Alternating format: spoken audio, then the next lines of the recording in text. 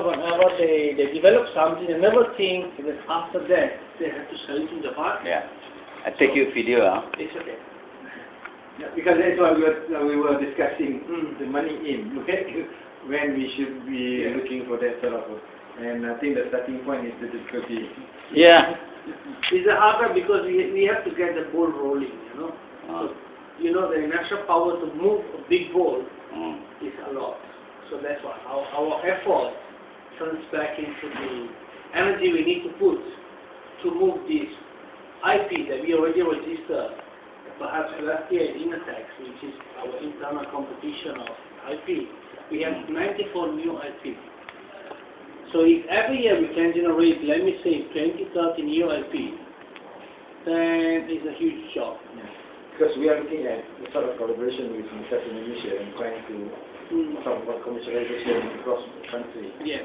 Across border. And somehow commercialization is the most difficult step. The most difficult The most difficult step. And I can tell you that failure rate, 97%. Yeah. That is what you think. Yeah. These are facts. I'm not taking all the data from any what we call assertion. I really start with 97% of the IP. I will show this video to our president of university. Look, he said 97% failure. Yes, it's true. I have been in several conferences highly in Europe, and there was, I remember very well, one lady which was presenting her thesis for master in that conference. Conference is WESD, World Energy Sustainability Days, held in Austria. And she clearly said, our commercialization rate is 1.6%. That means that you develop 100 IP, 1 or 2 get to the market.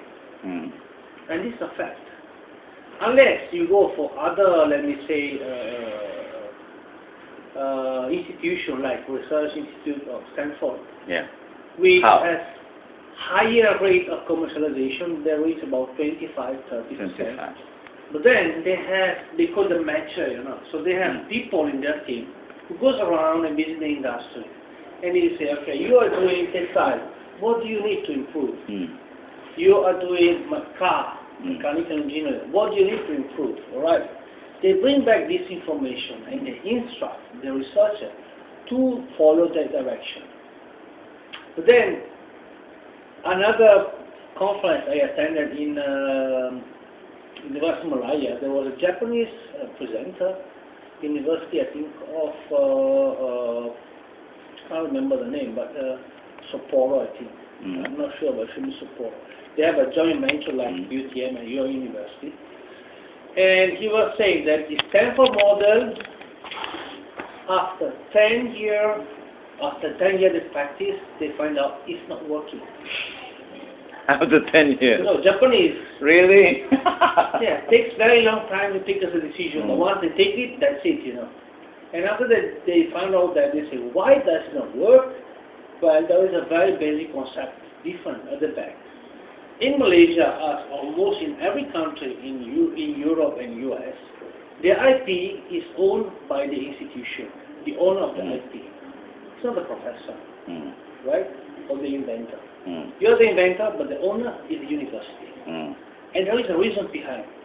You need a lot of money to file an IP, to maintain it. And in case of suit, you need even some more money to spend to fight for your defense of your IP. And a professor doesn't have that kind of money now. First. Secondly, if a professor will own the IP, he invent one IP and bye-bye. University gets what?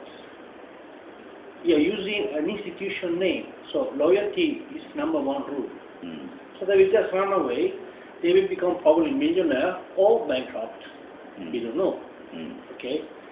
Because the success rate is very, very limited due to various factors. No, it's not that the professor just studies something for fun and later they get nothing. They always get something, but maybe it's not ready, maybe the market does not require this item at this moment in the future, you know.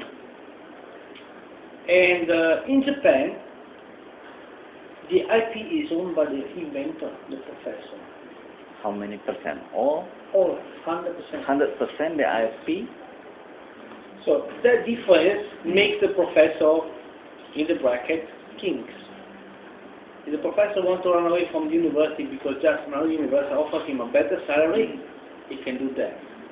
But if you go overseas, he'll have to follow the national IP policy, which means he does not own the IP. So if you see very few professors, for Japanese professor, become associate professor overseas because they know whatever they research overseas, it's not their IP. They are the inventor, but not the owner. You see. And in case of commercialization, when you negotiate the value of an IP, you have to value the IP. Professor tendency may be to even to sell it underpriced, or give the right underprice. While the institution has the power, the capability, and the financial, what we call stability, to give a right valuation and to give the right of licensing to a company, usually with the right module. You know, this so why is that this? You know, nobody is just putting that the rule for fun. There has to be a reason behind. So now